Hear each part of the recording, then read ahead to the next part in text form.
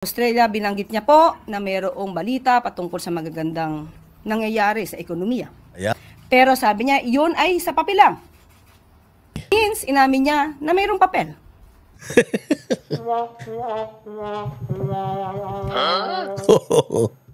Oo, totoo. Putang ina. Mapapaha ka talaga, ha? At least inamin niya na may papel. Putang ina niyan. Boba talaga. May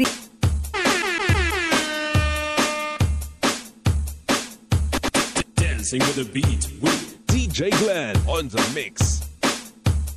Marcos Bangag, Marcos Bangag, Marcos Bangag, Marcos Bangag, Marcos Bangag, Marcos Bangag, Marcos Bangag, Marcos Bangag, Marcos Bangag. Ayan. Ay, magandang araw. Umaga, tanghali, gabi sa lahat ng mga banateros worldwide na nanonood ngayon. Kamusta naman ang mga buhay-buhay? Another day, another uratan session with yours truly, Boss D. At sabi ko nga, nandito na naman tayo upang pasakitin ng ulo at balumbalunan, puso, kasukasuan at kaluluwa ng lahat ng mga suwitik, lahat ng mga salot, lahat ng mga surot, lahat ng mga ipis sa gobyerno, mambubudol, magnanakaw, mandarambong, manguumit, mga sinungaling, mga kawatan, magnanakaw, mga hudas, mga demonyo santanas.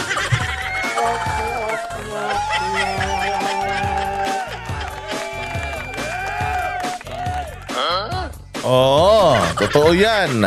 Kahit na wala silang takas. Di sa ating channel. Lahat ng mga gumagawa ng kasamaan sa bayang Pilipinas, yung mga lalong-lalo na, yung mga namimili ng boto, nagbabayad ng mga tao para sirain ang kapwa Pilipino. Yung mga senador na nagbabayad ng mga testigo para lamang sa kanilang politika, mga puwe, mga mas masahol pa yan sa kanimbaboy ang mga hayop na yan.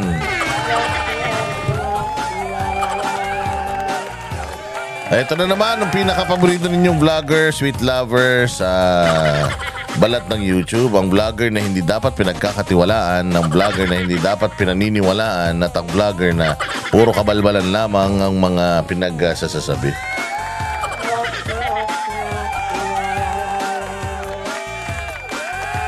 Ay, nako po, mga bossing, abangan ninyo abangan ninyo yung aking yung aking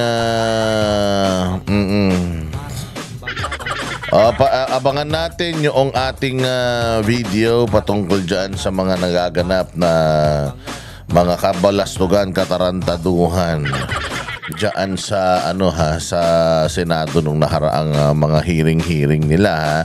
Oo, kasi di ba narinig nyo naman,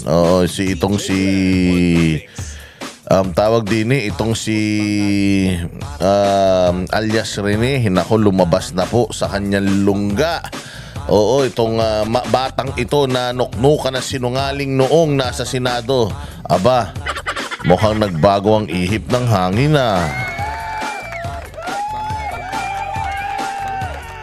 Nagbago ang ihip ng hangin, mga bossing, dito sa batang ito, at napakarami niyang mga revelasyon. Sino na ba rito ang mga nakapanood ng video na yan? Ako po, matindi at malupit na malupit po. Yaang video na yan, dahil dyan ay marami siyang mga pinangalanan, marami siyang mga binanggit na kung sino-sino, mga hindi mo akalaing mga sangkot. Pero nako po, pero alam naman natin di ba yan si Rizal Tiveros, meron talaga yung ano ba tawag dito, yung capacity para gawin yan. Tatandaan nyo si Bicoy. Tatandaan nyo yung kaso niya ng kidnapping di umano ng mga suspect. Hindi pala suspect, ng mga witnesses. Witness tampering, hindi ba? May mga ganyan siya. So, nako po, dito po sa video ng bata nung napanood ko, sabi ko, nako po, ito ay kailangan ng matinding pagsusuri.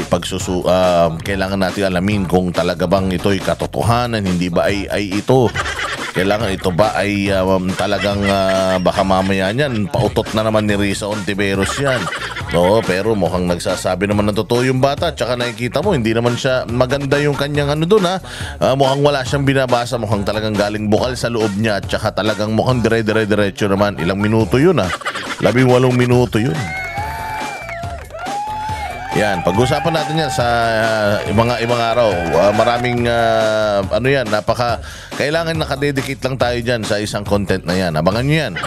Oo, gagawa natin ng isang malupit na reaksyon yan at pagsusuri ng matinding-matindi. Pero for now, kamusta naman yung mga tagapanood natin? By the way, salamat po sa lahat ng mga nakalike, nagla-like, nagsusubscribe, nagsishare ng ating content.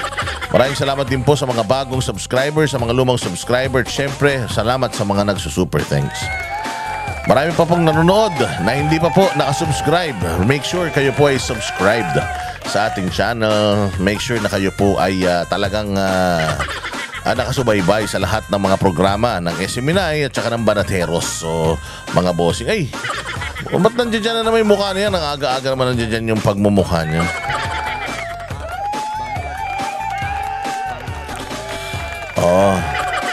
Okay, magandang araw mga bossing sa inyong by the way, gusto ko lang malaman. Ano bang ang pulso ng taong bayan? Kasi napansin ko parang tinamad na kayong manood. Napansin ko parang bumagsak ang viewership ng mga contents ng Duterte vloggers. Bakit kaya? Ano ba, nagsawa ba kayo dyan sa awayan na yan? Di ba pinahihinto na yan? Di ba? Ayaw nyo. Di ba pinahinto na yan? Ano ba gusto nyo panoorin? Yung chismis-chismisan na lang. Kaya yung mga topic natin, yung mga pagbabatikos natin sa mga taga-gobyerno, ayaw nyo nang panoorin. Ganon.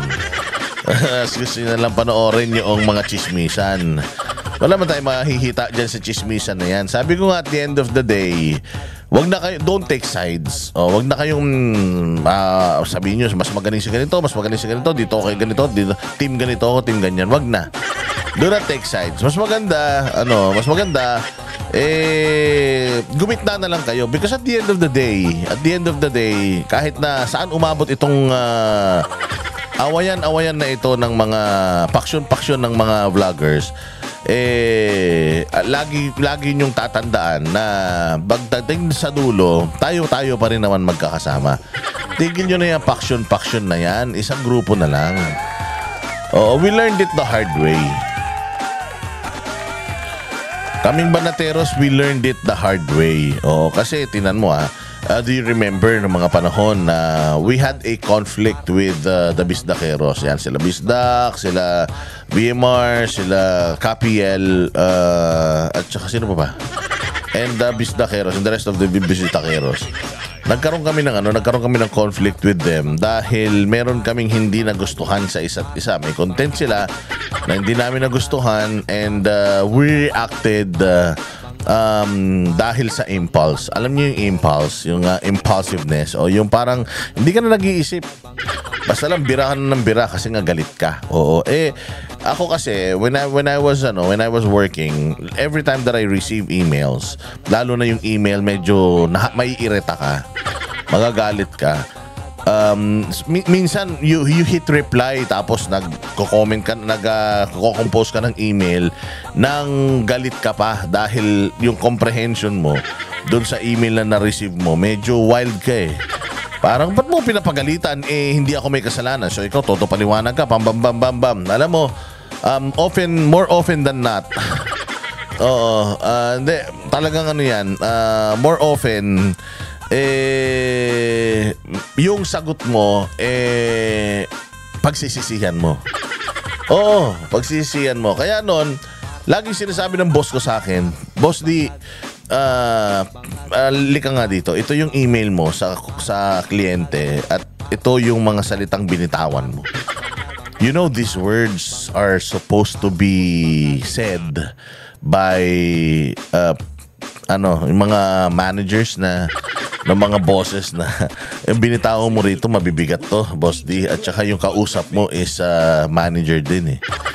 Oo, so we should always kumbaga be cautious about the words that we are using kapag especially when communicating with other companies. Tapos syempre we have our company, our brand. When we're communicating with customers, make sure na you use the proper words and so on and so forth. So minsan babasahin ko yung email ko, matapang talaga yung mga emails ko. Basag talaga. Kasi banateros tayo eh. So hindi tayo papayag na tayo may kasalanan, kailangan sila. So minsan umattend ako ng mga seminars. Nakasama ko doon sa mga seminars na yun yung mga counterpart ko sa ibang kumpanya. And yun yung impression nila sa akin, that I always bite their head off. Ganun ako na parang sobrang tapang ko daw every time I'm replying to their emails and such or in the like. So na-realize ko na the reason why I am like that every time I'm answering yung mga emails na medyo critical, it's because sumasagot ako kagad. Parang galit ako habang sumasagot. Kaya yung sagot ko galit din. Minsan hindi ka maingat, minsan magsisisi ka, oo nga, ba't ko nasabi to? Hindi naman ako may-ari ng kumpanya. Hindi ba? So after then on, or since then, nagano na ako, nagsabi ko na every time that I read emails na medyo critical, tapos parang lumalabas na ako yung mali pero tama ako. Alam ko na tama ako, alam ko kasi ikaw, when you are doing your job, kapag ginagawa mo yung trabaho mo ng normal, ng talagang kung ano yung by the book protocol, kung ginagawa mo, alam mo masipag ka, hindi ka magkakamali sa trabaho mo. Kaya nga sabi ko nga sa inyo, itong si Bongbong Marcos, bopols talaga yan eh. Alam nilang lahat na napalpak yung trabaho niya, kaya nga meron pa siyang spokesperson na tanga eh. Pero ako, si Boss Dada, when I'm doing something, I put myself doon. I put my heart and soul sa ginagawa ko. Whether it's a normal work or naglilinis lang ako ng bahay or nagigitara ako or anything, talagang heart and soul yung pinupuhunan ko diyan. Kaya alam ko na hindi ako magkakamali. Sabi nga nila, pag nasa tama ka, hindi ka magkakamali. Pag mali ka, kahit anong galing mo mag-alibay, mali ka. Mabibiso yan. Pag nagsasabi ka ng totoo, kahit anong ikot-ikutin nila, kapag tinanong ka nila, you'll always spout the truth. Pero kapag sinungaling ka, kahit gano'n ka kagaling, you will slip. Meron isa na talagang makikita nila na nagsisinungaling ka. So every time that I'm answering emails since then, hindi na ako galit. So bumababa muna ako, I'm taking a breather. Minsan nag-vape ako, ganyan. Kaya basta muna ako, humihinga ako ng malalim, mga 10 ulit. Tapos saka ako babalik. Pag makalmado na ako, saka ako babasahin ulit yung email, and then saka ako sasagot. Kasi nga, yun nga, do not make decisions when you're mad. Hindi ba? Kasi nga, more often ka talaga, magkakamali ka niyan or meron kang masusugatan na hindi mo na may babalik. Ganun yun. So, yung conflict namin with the Bisdajeros, nagsisi kami doon kasi bagamat alam namin na tama kami, nakasakit kami ng kapwa namin, nakasakit kami ng fans ng kapwa namin, and itong mga fans nila, fans din namin or subscribers din namin. So nahati at nagkasakitan pa, nagkaanuhan pa, bitawan pa ng masasakit na salita. So talagang kaya we've learned from that. Kaya after noon, since then, sabi ko, hindi na tayo dapat, we are now in the stage or we are now in the parang posisyon na hindi na natin dapat tinitingnan yung ginagawa ng ibang tao. Focus na lang tayo sa ginagawa natin. Focus tayo sa goal natin. Kung itong vlogger na ito may mali, focus na tayo. Katulad yan, halimbawa si Jojo de Guzman. Yung isang upload niya nung nakaraan tungkol doon sa kay Jazz na bakit nasa Villamor. Meron kasing kasagutan talaga yan. Kung bakit siya nasa Villamor, kasi part siya ng protocol. Siya ay nasa, para lang maintindihan ninyo, kasi siya ay part ng protocol. Siya po ay part ng PSG. Si Pangulong Duterte po ay merong PSG. So definitely yung PSG niya, since yun ang protocol niya at nasa batas yan, kasama lagi yan, nasa sasakyan siya lagi ng PSG every time na si Pangulong Duterte. Kasi nga alalay talaga siya ni Pangulong Duterte at siya talaga ang kumbaga, basta kasama siya sa protocol, caregiver siya or nurse siya or whatever, nag-aalaga siya kay Pangulong Duterte. Kita naman natin, alagain na talaga si Pangulong Duterte. So, kahit na yung pagkakapaliwanag ni Jojo de Guzman doon sa kanyang vlog tungkol dyan sa bakit nandoon siya sa loob, hindi na natin pinansin o hindi na natin ikinorek ng, kasi noon talaga i-correct natin yun ng punto por punto. Pero sabi ko nga, yun ang pagkakapaniwala niya. Basta ikaw sa channel mo, ipaliwanag mo na lang para maintindihan ng mga manunood sa channel mo bakit. So yun ang dahilan nun. Siya ay protocol. Siya ay talagang nandoon. At nung isasakay na si Pangulong Duterte sa eroplano, nakapiglas siya, nakatakbo siya at nakasunod siya doon sa tarmac. Oo, yun po ang katotohanan dyan. Hindi yan yung parang siya ay biniyaran ng ganito or may mga ganito, may mga ganyan, no? Laging merong kasagutan na katotohanan. At yun po yung katotohanan doon. Hindi lang po siya, marami pa pong iba, marami pa pong mga PSGs at marami pa pong mga PSG din na mga babae na nandoon sa tarmac nung araw na yun at nagpapaalam kay Pangulong Duterte. So she's part of the protocol, kaya talagang makakapasok yan yung kanyang yung kanyang alalay. Di ba? Miski naman tayo siguro miski ko kung nandoon na ako sa loob. Kasi ang sinasabi nila, yung anak nga hindi nakapasok Si VP Sara nga hindi pa. Si VP Sara kasi galing sila sa labas galing sila sa labas. Itong mga ito, talagang, tsaka ito yung protocol na talagang parang hindi mo masyadong pinapansin kasi nga hindi naman sila significant kay PRD. Hindi naman sila yung parang matatakot ka na nandiyan dyan kasi lalaking tao, baka hablutin si PRD sa atin. Hindi naman sila ganon. Si Inday Sara naman talagang they prohibit Inday Sara to go inside ng Villamor Air Base. Talagang pinigilan siya. Di talaga sila makakapasok kasi kapag napasok si Inday Sara doon, di may sasakay si Pangulong Duterte. Pero itong mga staff nila na maliliit, kahit nandiyan kayo, walang problema, sikusikuhin, tabig-tabigin lang yan, papayat niyan. Wala silang pakialam dyan kung nandiyan yung mga yan. Basta ang importante, hindi makapasok yung mga anak, hindi makapasok yung mga malalaking abogado, at saka hindi makapasok yung may mga kamera. Because kapag nakapasok dito mga yan, wala na, tapos na. Hindi na natin may isasakay yung tao. Hindi na natin makikidnap. Ganun yan.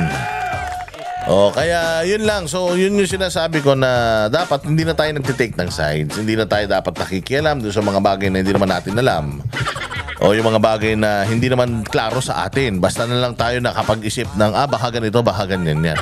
Pinakamaganda, before tayo mag-react, kailangan tanungin muna natin lahat. Bakit ganito, bakit ganyan, ano sa tingin mo, hindi ba? Para maging mapagmasid muna tayo, tsaka make sure na maingat din tayo sa mga binibitawan natin. And then, ayan na nga, di ba? May awayan na nga na dalawa. So, mas mabuti sa lahat, huwag na kayo mag-take ng sides. Just be in the middle and let us just wait. Kasi napansin ko talaga, lahat ng mga vloggers, I'm looking at the channels ng mga vloggers, nagbagsakan talaga yung mga views. Ibig sabihin, it's as if to me, napagod yung mga tao manood. Natoxican sila manood sa mga supporters kasi wala na ibang pinag-uusapan kundi yung chismis na yan Ito, kundi yung personal na buhay ni Pangulo. Hindi naman importante. Yan ang importante. Nakafocus tayo sa napakalalaking mga issues ng bayan natin. Nandiyan dyan yung dayaan sa Comelec. Nandiyan dyan yung gustong manipulahin ng Comelec itong mga boto ng mga Pilipino. Na yung mga nananalo, natatalo, yung mga natalo gustong iproklama. O nandiyan dyan yan. Nandiyan dyan pa rin yung issue sa GAA. Di ba? Hindi pa rin nasasagot yan. Diyan pa yung sa PhilHealth. Ayan, may gera pa sa may Middle East. Naku po, mag-ingat ang mga kababayan natin dyan.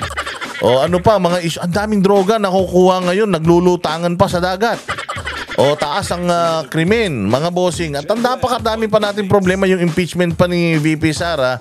Yun pang mga pagnanakaw ng mga nasa gobyerno. O yung mga pangako nila, yung magsosona pa. O yung mga pamamasyal ni Bongbong para may mailagay siya sa sona. Kumbaga napakarami nating mga pag-uusapan na mga issues ng bayan natin na hindi na natin kailangan pang sa buhay natin yung mga ganyan chismis. Although alam naman natin na nature na ng mga Pilipino ang talagang nabubuhay na si cheesemakers. So, pero mas maganda maging productive tayo lahat. Productive in a sense na tangkilikin natin yung mga videos na pinaghihirapan ng mga vloggers natin, lalong-lalo na yung may mga content at topics na patungkol sa mga nangyayari sa bayan din, i-like and share natin. Importante yan.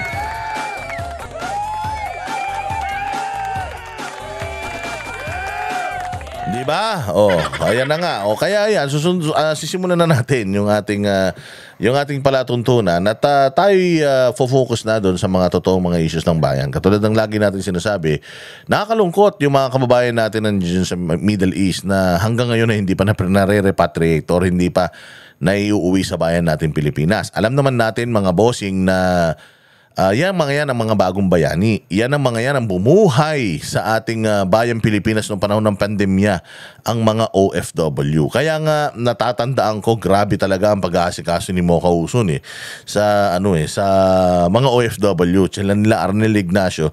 Grabe ang pag-aasikaso na sa mga OFW na umuuwi sa Pilipinas, lalong-lalo na nung COVID. Kasi nga maraming mga Pilipino na talagang matitindi rin kasi yung mga COVID instances sa ibang bansa. Although magandang healthcare system nila doon, hindi saklaw yung mga Pilipino sa kanilang mga health insurances. So, kaysa doon sila mamatay, most of the Filipinos just went back to the Philippines para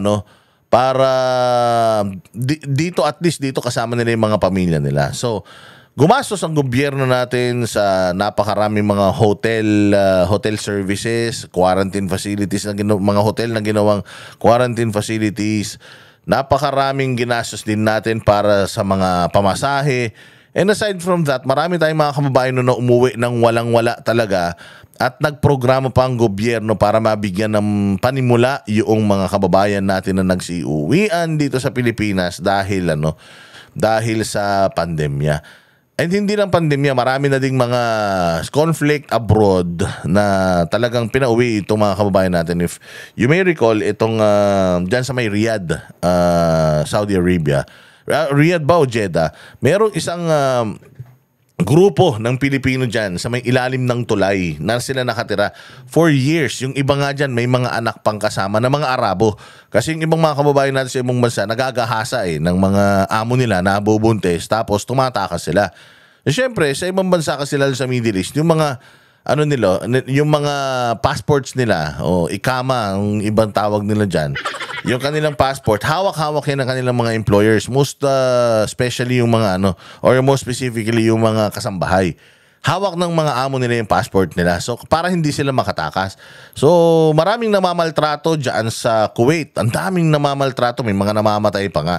Nag-file kagad si Pangulong Duterte ng sanction diyan sa lugar na yan. Hindi na tayo nagpapadala ng mga natin diyan, ng mga kasambahay na mga Pilipino diyan dahil nga kinakawawa nila until gumawa sila ng memorandum na standards para maprotektahan yung mga kababayan natin na mag-abroad, pupunta diyan para makikibaka.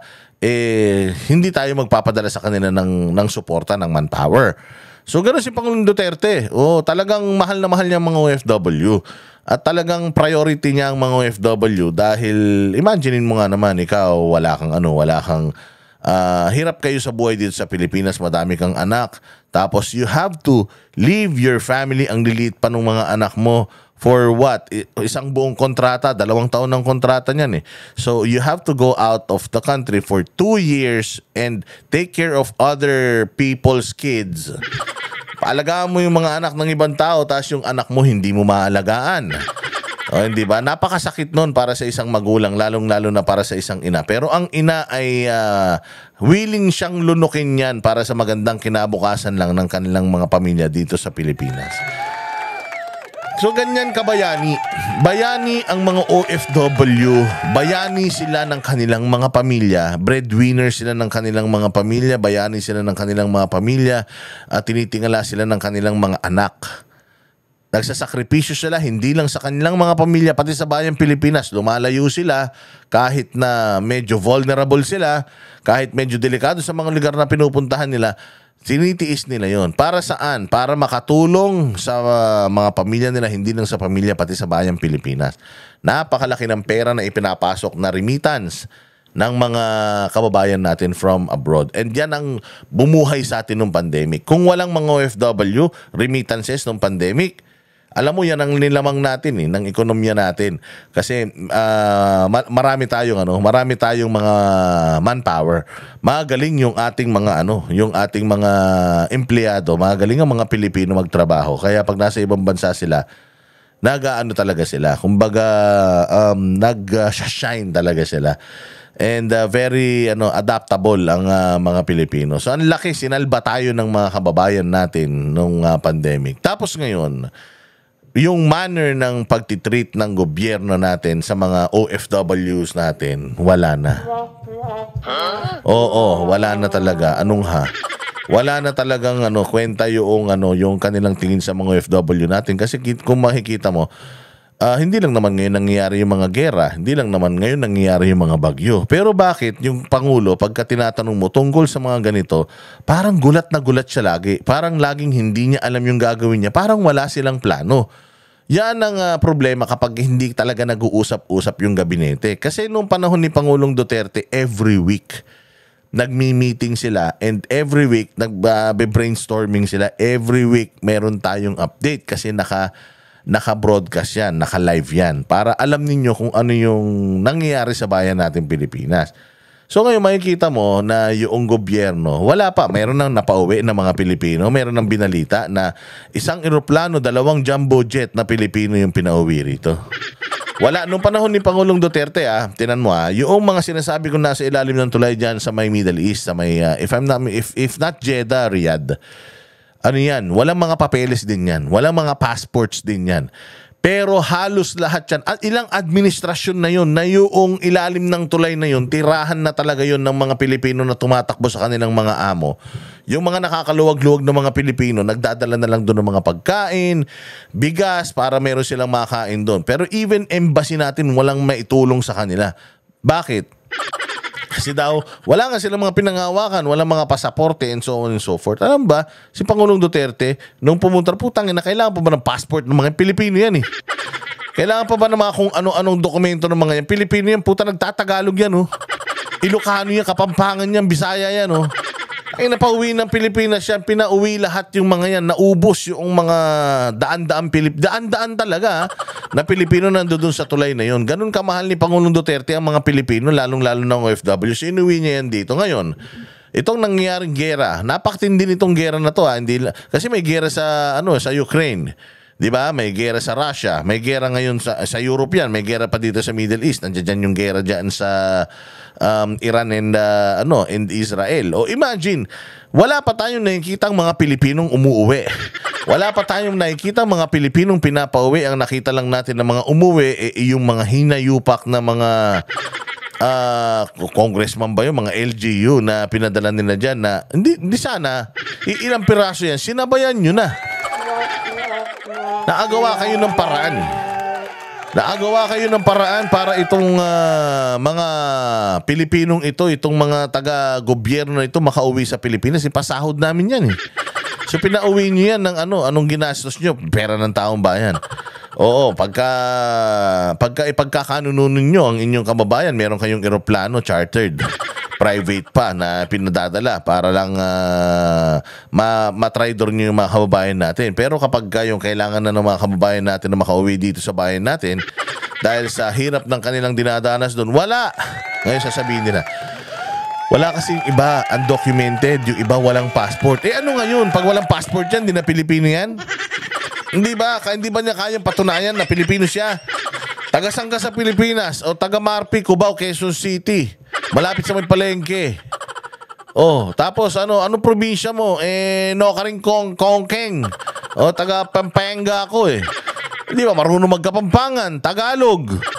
Alam ko saan nakatira, barangay. Pati yung katabing barangay, alam niya. Putang ina niyan, Pilipino yan. Bakit mo pa kailangan hinga ng passport? Immigration ka ba ng ibang bansa? Pasakayin mo sa Pilipinas yan. Kung walang passport yan, the more na dapat pauwi niyan dito sa Pilipinas. Dahil ibig sabihin, since illegal na nag-stay yan dyan, mas delikado siya. Gago din eh. Yun ang sabi ng ng mga embassy natin na yung iba daw, walang document, putang hindi nyo ba kayang tingnan kung Pilipino yan o hindi?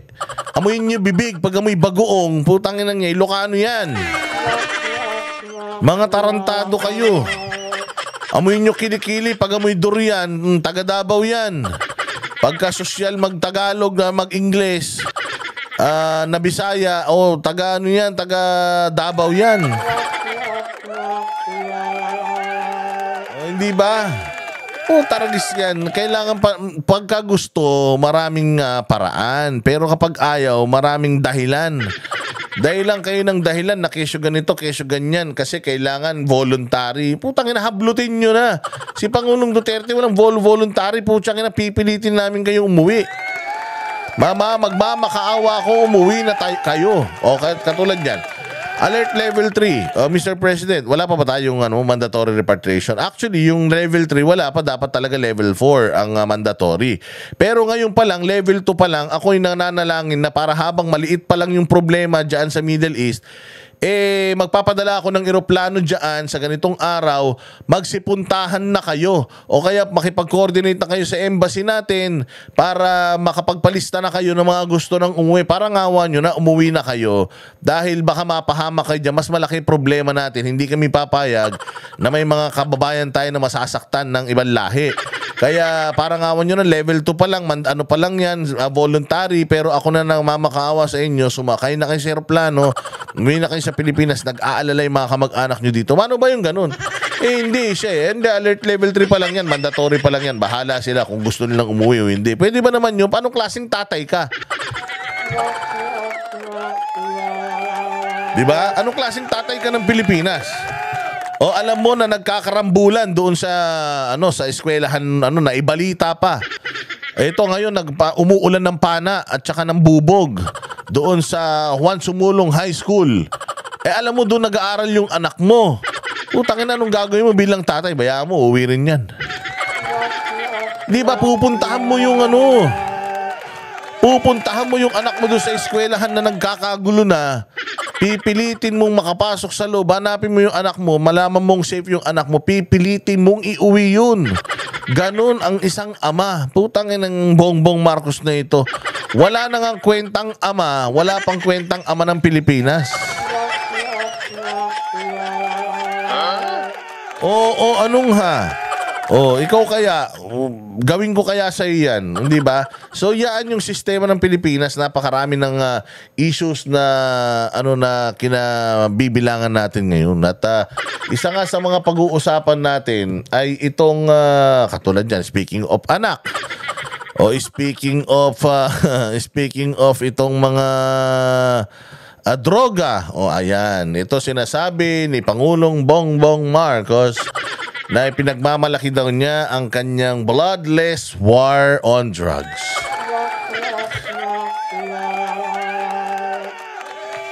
Ipinagmalaki na naman niya kasama ang DILG Secretary, ang police, ang kanyang bloodless drug war. Bukod sa bloodless, drug lordless din ito. It's been on for 3 years. Yung kanilang droga, paglaban sa droga for 3 years, successful daw dahil ang dami-dami nilang nare-recover na droga.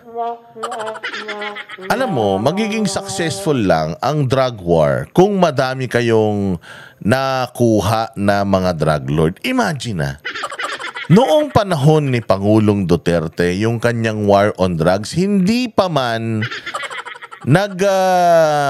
kumbaga hindi pa man nagsisimula, by kampanya pa lang, sinasabi ni Pangulong Duterte yan, nangangampanya pa lang siya, sabi niya, if you destroy my country, if you destroy the lives of the children of the Philippines, I will kill you. Ganun siya. Kayong mga patatabain ko, yung mga janitor fish dyan, itatapo ko yung mga bangkay nyo dyan, ganito. Nanalo siya. Natatandaan nyo merong isang rapist, manyakis. Nag-iinuman daw sila. Pag duwing nag-iinuman daw at nalalasing siya, talaga daw naghahanap siya ng hihipuan, ng mamanyakin niya. So, duguan pa nga itong mamang ito. So, nangmanyak siya ng babae. Nahuli siya. In-interview siya, bakit mo ginawa yun? Alam mo, sagot niya, kasi ugali ko talaga to. Nakapaglasing ako, nang hahablot talaga ako ng chicks. Oo. Ginawa ko na ngayon kasi nga, pag nanalo na si Pangulong Duterte, wala na, finish na. Hindi ko na pwedeng gawin yung mga ginagawa ko na yan. Ganun katindi ang takot ng mga Pilipino, pati kriminal, takot kay Pangulong Duterte. Noong sinabi niya na totokhangin ko kayo, kayong mga drug lords, kayong mga adik, magbabahay-bahay ako, hahanapin ko kayong lahat, putsang ina, patay kayo sa akin. Anong nangyari noon? Putang ina niya, napuno ang kulungan. Ang daming surrendery. Napakadaming nag-surrender. Kulang na yung mga kulungan natin. Promise, nakahiga na sila sa mga hagdanan. Nakita ko nga yung Quezon City Jail noong mga panahon na yun. Take turns yung pagtulog. 3 shift. Oo, may matutulog ng umaga. Halimbawa, 8 to 5 may matutulog. Tapos 5 to 6, 7, 8, 9, 10, 11, 12. O 5 to 1. May ibang matutulog. Tapos 1 to 7. May iba ulit matutulog. So 3 shift 'yan. Sa sobrang dami ng tao, take turn sa pagtulog. Di kami pwede matulog nang wala sa oras mo. Ganun karami tao sa kulungan kasi nga hindi nila kayang humiga ng yung iba nakatayo, yung iba nakahiga natutulog. Pag gising nila tayo na sila, yung iba naman nangihiga. Ganyan ang sistema sa sobrang dami ng lahat ng city jail sa buong Pilipinas na puno ng nag-surrender. Nag-surrender ito Ang daming buhay na nag-surrender. Tapos sinasabi nila 30,000 yung namatay sa war on drugs. Mga ulul. Putang ina nyo, pinagmamalaki nyo pa yung 30,000 nyo ko 43 lang yung sa ICC. Kung hindi ba kayo mga tanga, yung 30,000 na yan, kung totoo yan, isampan nyo na sa Pilipinas. Yung kaso na yan. Pero 30,000 yung namatay. Wala ni isang kaso si Pangulong Duterte. Wala ni isang kaso na isampa sa mga sa mga pinagbibintangan nyo yan. Ulul. Hindi nyo kami maluloko. Hindi nyo maluloko mga Pilipino tungkol sa 30,000 mga kupal kayo. So ganyan ang nangyari noong panahon ni Pangulong Duterte. Nung sinabi niya, maglilinis ako sa hanin ng mga pulis. Bago ang lahat, taasan ko muna yung sahod nila. Pagtaas ng sahod nila, wala na kayong karapatan at wala na kayong rason para kayo mangurakot, mangutong at gumawa ng kabulbalan. Ngayon, mag-ooperate ako sa mga pulis. Bukod sa mga pulis, maglilinis ako ng lansangan lahat ng adik. Makikipag-coordinate ako sa mga kapitan, barangay chairman at hihingi ako ng listahan ng lahat ng mga pinaghihinalaan nilang adik. So kasi nga, pag nakuha ko yung listahan na yan, yung presinto sa istasyon kasama ang barangay, magkakakatok sa mga bahay na ito.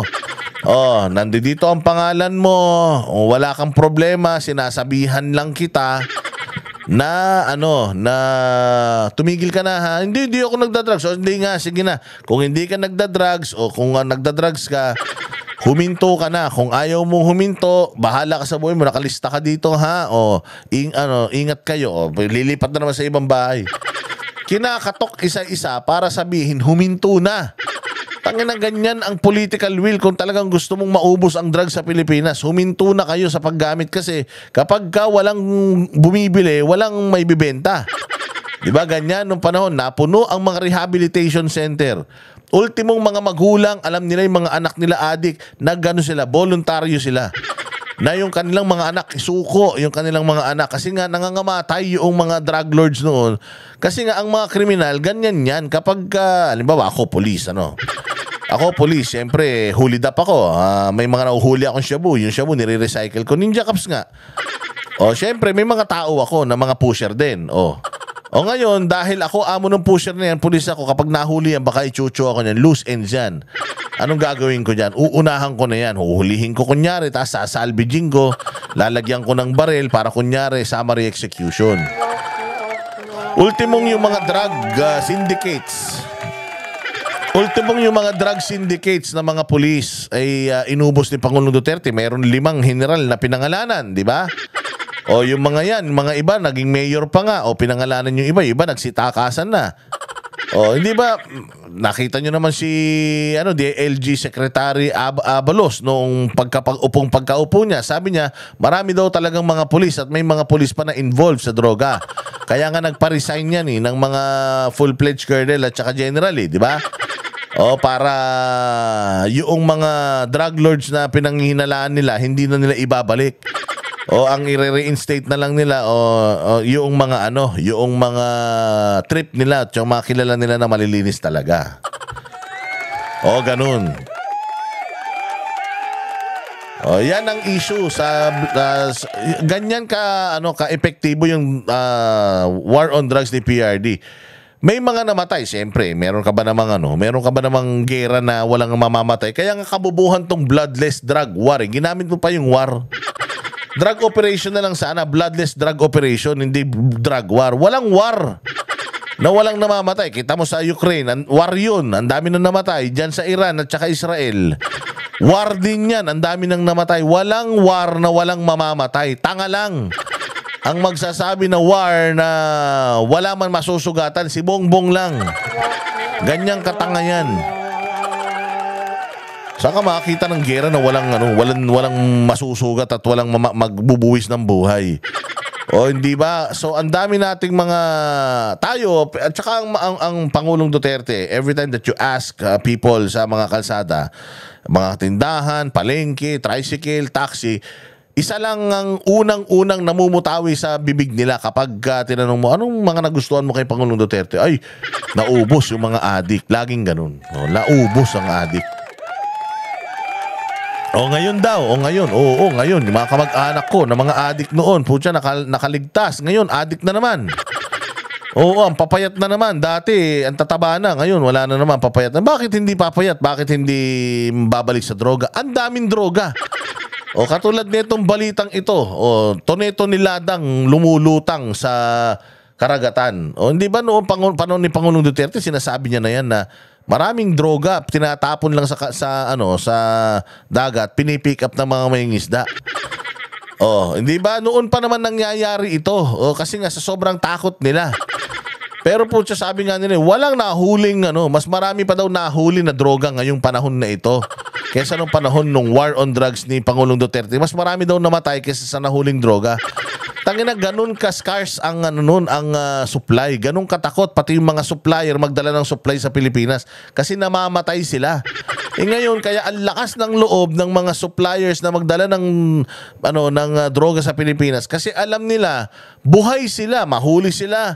Maglagay lang sila, makakatakas sila. Paano mo hindi sasabihin ganun? Nahuli yung pinakamalaki dyan sa Alitagtag, nasa na yung driver nun? Wala na. Ano na nangyari sa kaso doon? Nababalitaan nyo pa ba sa publiko? Hindi na. Ang daming nahuhuling drugs. Nahuli na naman yung drugs. Yung kay Mayo. Yung unang-unang 1 toneladang droga na nakuha dyan sa Maynila. Asa na yun? Nasa na yung mga suspect doon? Di ba ninakaw pa nga ng mga pulis yung 40 kilos? Nung shabu na yun. Nasa na yun? Ano nang balita ron? Nasunog nyo na ba yun? Nasira nyo na yun? Napakadaming drugs ngayon kasi putangin na, yung presidente mo ayaw magpa-drug test eh. Kung ayaw magpa-drug test ng presidente mo, ibig sabihin, it's safe to assume na takot siya dahil magpa-positive siya. Kung ako drug lord, saan ko dadalhin yung drugs ko? Di dun sa drug, sa lugar kung saan drug addict yung presidente na pinaghihinalaan. Kaya ang daming droga dito. Sige, pakinggan natin to. Bongbong Marcos na walang bahid daw ng dugo ang war on drugs ng kanyang administrasyon. Sinabi niya yan nang ipresenta sa kanya ang higit 8 bilyong pisong halaga ng floating shabu na nakuha ng mga mangingisdang Pilipino. Hinala naman dyan ng Philippine Navy, sinadya yang binabagsak sa atin ng China. Nasa frontline na balitang yan si Elaine Pulencio. Ayan natin, pinagsama na nila dito yung paninira sa war on drugs ni Pangulong Duterte at saka paninira na naman sa China. Wala daw bahid ng dugo. Oo talaga, saan ka makakita? Ang dami na uhulin drugs. May nakitang maleta ng drugs. Putang inang yun. Wala yung may dala ng maleta. Ano yun? Naglakad mag-isa yung droga? Katulad yan, nasa dagat. Nagsilangoy yung mga yan papunta ng Pilipinas? Imposible na nakakakuha tayo ng ganong karami ng droga. Unang-una sa lahat, putang ina, ang lalaki nito, tonelada. Ang nakakatakot talaga nga dito, yung mga nakakalusot. Kasi pwedeng decoy yan na magpapalutang sila dito pero nagpapapick up sila dito ng mga droga. Pwedeng ganun Kasi lahat pupunta dito, may lumulutang. Puntahan lahat sila dun. Hindi nila alam sa may kabilang pampang, nag-aabutan na pala. Mas malaki yung usually kapag ka ang decoy, mas marami yung, laging mas konti yung decoy kesa dun sa totoo Yung dami laging mas konti kesa dun sa totoo. Kung halimbawa nakahuli ka ng 1 tonelada rito na decoy, I am pretty sure baka 5 tonelada yung nakalusot. So, maraming drogang nahuhuli pero walang drug lord. So, sinasabi ninyo na successful yung inyong bloodless drug war, pero konti lang yung mga nakukulong sa mga drug operations. Ultimong sa mga balita, wala kang masyadong naririnig na may mga drug operations sa mga squatter, sa mga isang drug din ang nahuli. Walang ganun. Isang Chinese na nagluluto, laboratorio ng shabu, nakamkam, nasabat, winasak yung mga kagamitan. Walang ganung balita for 3 years, wala. Puros droga yung nakukuha, walang drug lord. Ang galing-galing, di ba? Talagang bloodless yan. Bloodless talaga yan. Putangin na yan. Saan ka makakita naman ng wala ka namang kalaban ni wala kang ino-operate Droga lang yung biglang bumabagsak sa harapan ng bahay mo O paano magkakaroon ng dugo yan? Personal na ininspeksyon ni Pangulong Bongbong Marcos ang si Mr. Inspection. Basta pagdating sa droga, personal na i-inspeksyonin niya yan.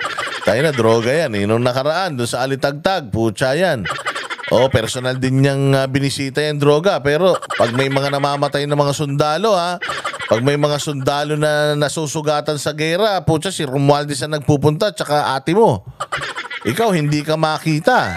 Pero pag droga, bilis-bilis. Pag droga, bilis-bilis. Putya, nandudong ka agad. Tinitignan ka agad. Chinecheck ka agad. 8.87 billion pesos na halaga ng shabu na na-recover mula sa dagat malapit sa mga probinsya ng Zambales, Pangasinan, Cagayan at Ilocos Region. Iprinisentang mga ito sa tanggapan ng Philippine Drug Enforcement Agency sa Quezon City. Sabi ng PIDEA, ito na raw ang pinakamalaking drug haul sa bansa.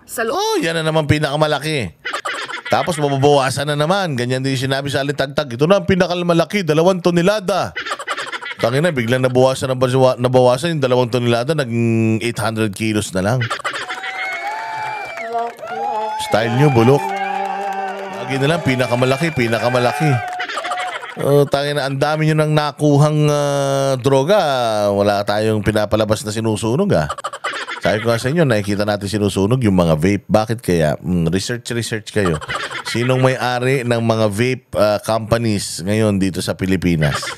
Loob lang ng 6 na buwan. Kasama ring ipinakitang higit 200 kilo ng iba pang uri ng illegal na droga na nagkakahalaga ng higit 600 milyong piso. Sa kanyang talumpati, pinagmalaki ng Pangulo ang aniyay resulta ng kanilang bloodless war on drugs.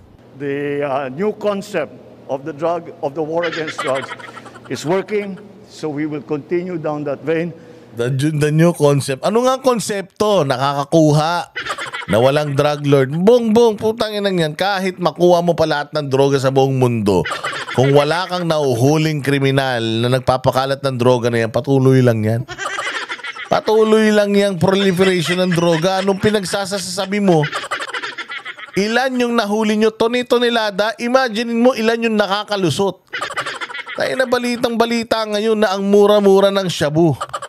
Dati nung panahon ni Pangulong Duterte sa sobrang scarcity, hindi naman talaga na zero out, na ubos yung mga addict noon eh. Pero grabe daw ang mahal ng shabu dahil walang supply. Ngayon oversupply, putangin lang yan. Dati, pagka nang sabat ka ng mga pusher sa kalsada, ang makukuha mo, gramo-gramo lang. Yung iba nga, piso-piso lang eh. Minsan, 2 gramo, pinakamarami makukuha mo sa isang street pusher eh. Ngayon, pag nanghuli ka ng pusher, putangin na meron silang dala kilo-kilo. Kilo-kilo kasi ibig sabihin, may oversupply sa Pilipinas. Madaming pumapasok sa Pilipinas. Ngayon, bakit pumapasok itong mga drogang ito galing sa abroad? Unang-una sa lahat, alam nila hindi delikado magdroga sa Pilipinas. Saan ka naman makakita? Sabihin ng presidente, yung hair follicle test request ng mga kababayang Pilipino, hindi yan konektado sa public offices, public trust. Sasabihin ng PNP chief na yung shabu kasi hindi naman yan hindi naman lahat ng gumagamit user talaga or addict. Yung iba dyan, ginagamit nila yan pampahaba ng buhay. Hindi ba ganun ang ganun ang marketing natin sa droga ngayon? Dina-downplay natin yung masamang epekto ng droga. Kung gaano i-highlight ni Pangulong Duterte nung panahon niya, ngayong panahon ni Bongbong, nino-normalize nila yung paggamit ng droga. O magtataka pa kayo na tunay-tunay pumapasok dito. Di ba? Kaya tunay-tunay pumapasok dito kasi yung mga drug lords, alam nila, putangin na, napakakurap ng gobyerno ngayon na kung mauhulihan ka ng ganyang kalaki, sigurado ako, kung kayang mag-produce yan ng ganyang karaming droga, kayang magbayad ng mga politiko niya. Kasi ito lang talaga ang pagtatakahan mo. Nahuli mo itong mga ito, nalaman mo itong mga ito na palutang-lutang dyan sa dagat, pero hindi mo alam kung sino yung nagpalutang niyan dyan sa dagat. Nahuli mo sa isang warehouse na tinatago ang kabang-kaban na mga shabu o droga. Ultimong yung may-ari ng warehouse, pwede mo nang questionin eh. Pero wala kayong nakukuha, nahuhuli ng mga addict, kriminal. Wala kayong drug lord na nahuhuli. Lagi nyo sinasabi na ang target natin yung mga drug lord, ang target natin yung mga malalaki. Ilang malaking drug lord na sir ang ipinresinta nyo sa publiko? Kasi nung panahon ni Pangulong Duterte, halos linggo-linggo may pinipresenta siya na pusher, nahuhulihan nila ng droga. Ikaw, ilan na yung ipinresinta mo? Puro shabu yung pinipresenta mo, puro ka inspect, pero wala kang nahuhuli. Kasama mo pa naman si General Hule. Ayan, si General Torre, lahat hinuhuli. Bakit hindi mahuli? Yung mga drug lords na yan, baka kayo yan. Baka lang hindi ko sinasabing kayo yan And I think we are beginning to see the good effects of that new policy. We must continue with the war against drugs, but we keep it in a peaceful, we do it in a peaceful way. We do it in a peaceful way. Ano yung peaceful way? Ako, I'm just assuming may nahuling droga. Hoy, ang dami mong dalang droga. Anong gusto mo? Isusuko mo sa akin yung droga na yan? O isusuko mo yan o huhulihin ka namin? O sige na, sa inyo na yung droga na yan. Takbo na ako mabilis.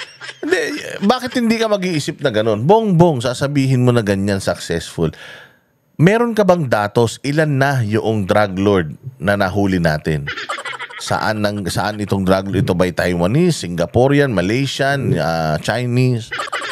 Wala kayong datos na ganyan. Basta meron lang kayong shabu na nakukuha, press con kayo, magsasabi kayo na successful, pero walang nakaposas na drug lord.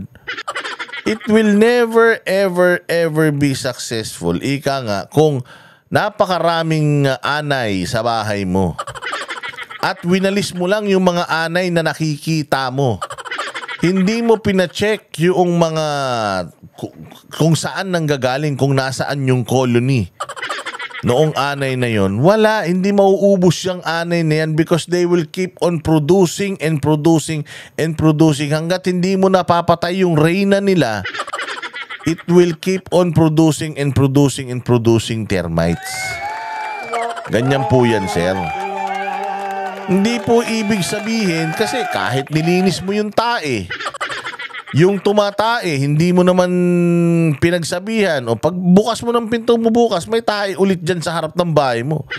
O yung mga kapitbahay mo na may aso. O hanggat hindi mo sila sinusukol na, yung aso nyo tumatae lagi yan sa harap ng bahay ko, hindi nyo nililinis O kapag hindi mo yan sinukol ng ganun, araw-araw ang ginawa ng Diyos hanggat buhay yung aso na yan, magdadala yan ng etsa sa harap ng bahay mo hanggat hindi mo yan sinusukol sila.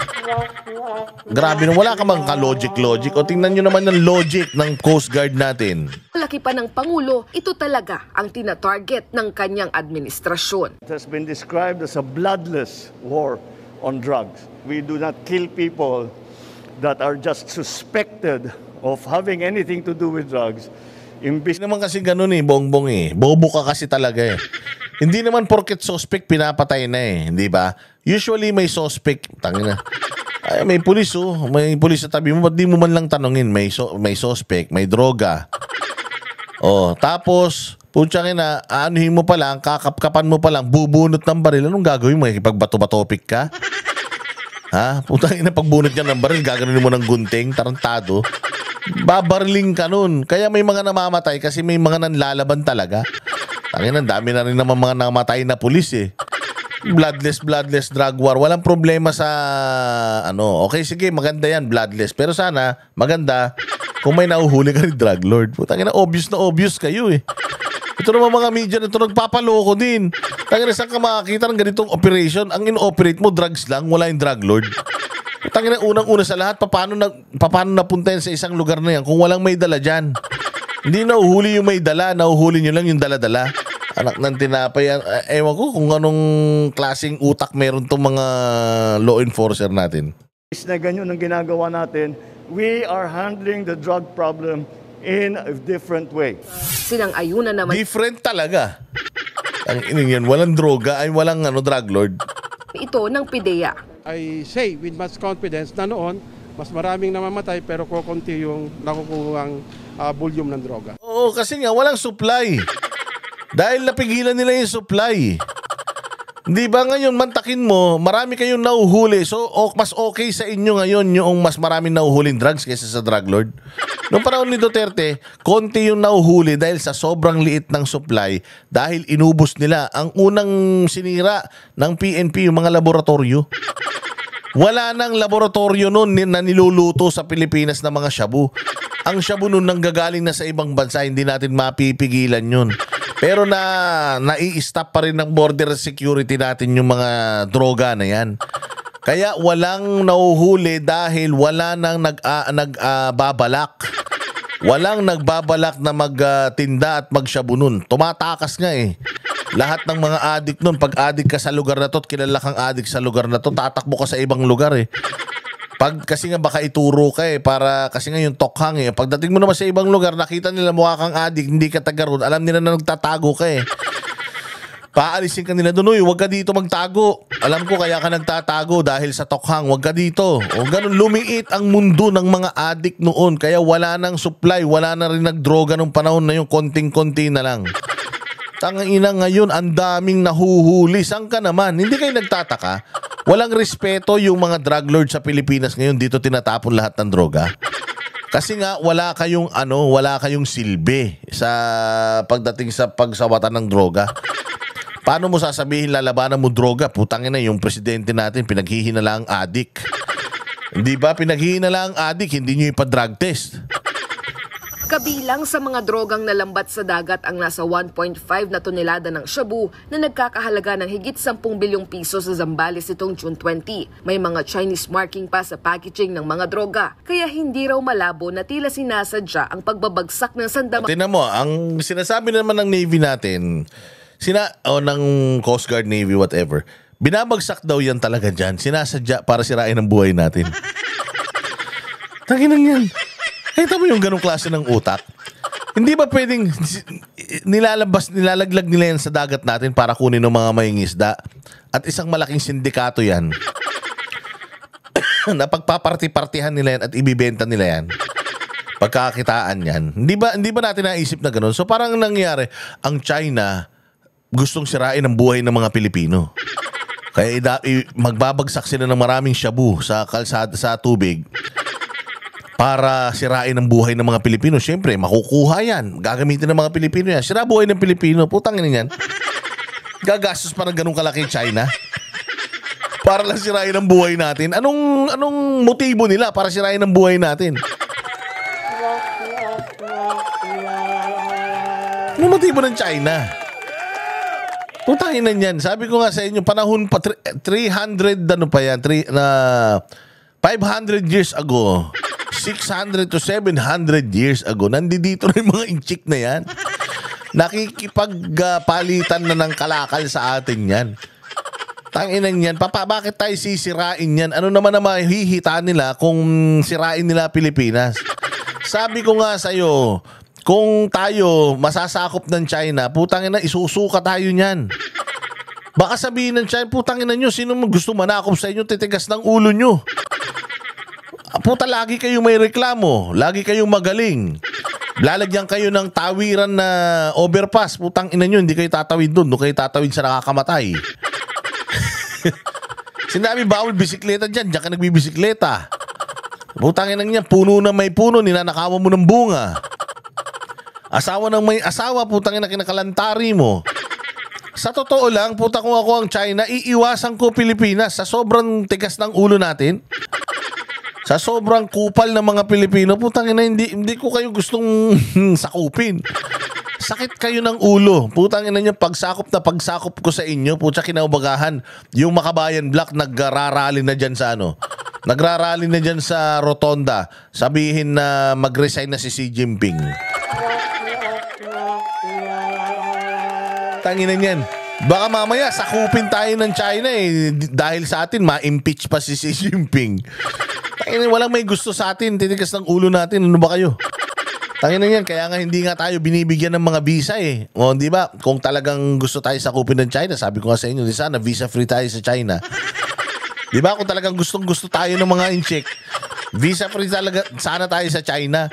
Kita mo yung mga Amerikano, mahal na mahal ninyo, o libre na nakakapasok dito. Tingnan, mag-apply kayo ng US visa, tingnan kung ma-approve kayo.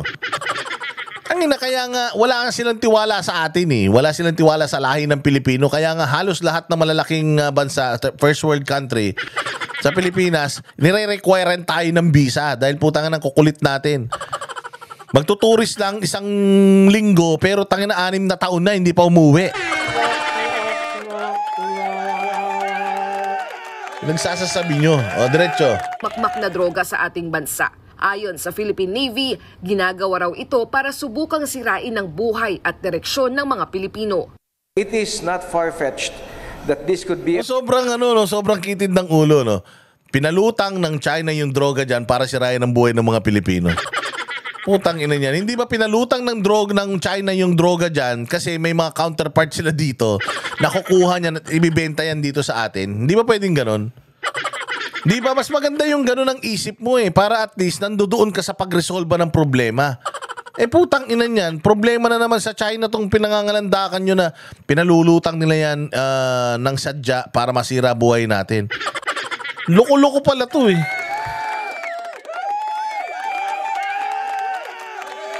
Gulo-gulo nyo. Walang Joe naman talaga. So sabi ko nga sa inyo, baka hindi kayo magugulat, lahat ng adik mapunta na sa dagat Baka mamaya naglalanguyan na yan dyan, naghahanap na ng mga shabu yan dyan. Kasi libre lang pala yan Pinapalutang lang ng China yan para sirain buhay natin Wala naman pala may-ari niyan. Another effort of the Chinese Communist Party to destroy the future generation of Filipinos upang sirain ang kinabukasan ng isang bansa. Buhusan mo na maraming illicit na droga, illegal na droga para ang kabataan ay masisira. Putangin na, di missile na lang. Missile mo. Gusto mo rin lang pala sirain Pilipinas Putangin na niya, bakit mo pagagastos ka pa? Dodrogas, papahigupin mo pa ng shabu yung mga bata. Ang isang missile, boom, sabog. Ganun sumira. Yan. Sisirain mo, papalutang ka ng shabu. O kaya dapat pinalutang mo dyan, lason. Kaya pinalutang mo dyan, molotov, ganyan yung pagbukas mo, ganun, boom, sasabog. Ganun. Talaga. Pero putangin na, palutang ako ng shabu. ay gusto kong sirain buhay ng ano. O ba't hindi nyo rin gawin? Hindi ba galit kayo sa China? O di yung lumulutang na shabu dito, palutangin nyo rin sa kanila para makuha ng mga ano nila, ng mga citizen nila, singhutin ng mga citizen nila, masira buhay nila. Tanginan yan. Anak ng putya o si Kapitan Patawa o. Ay nadagdagan talaga yung mga ba't galit na galit kayo sa China? Di naman kayo inaano ng China. O di ba inano ba kayo ng China ha?